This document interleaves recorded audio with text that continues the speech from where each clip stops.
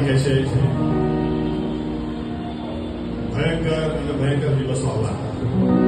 આમીન. એટલે હવે તો આપણે આશ્ચર્ય થવું જોઈએ નહીં. બાઇબલમાં કીધેલું છે. આમીન.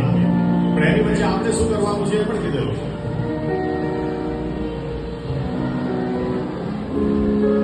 મૂસાને એક ચાવી ખબર હતી, એક બાબત ખબર હતી.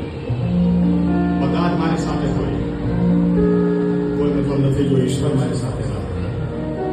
અને એટલે કે છે લાખો લોકોને જોઈને કે છે મારી સાથે કોણ આવશે, મને આમાં રસ નથી. અને ઈશ્વર એમ કે છે મારી સમજતા તારી સાથે આવશે અને હું તને વિશ્રામ આપીશ. મૂસાને ખબર હતી, તમે જો 40 વર્ષ એ લોકો અરણ્યમાં રહ્યા, એ લોકોએ વાયું નથી, લણ્યું નથી, કપડા તોય ફાટ્યા નથી, જૂતા તોય જૂના થયા નથી. કેમ? કેમ કે ઈશ્વરની હાજરી એમની સાથે હતી. આમીન. અને ઈશ્વરની હાજરી પૂરતી હતી.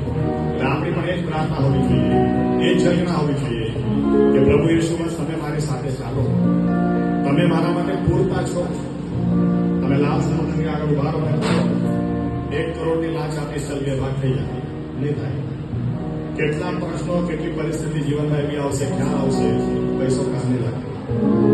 પણ લાલ સમુદ્રના ભાગ કોઈ થયા કેમ કે ઈશ્વરની હાજરી હતી. આમીન.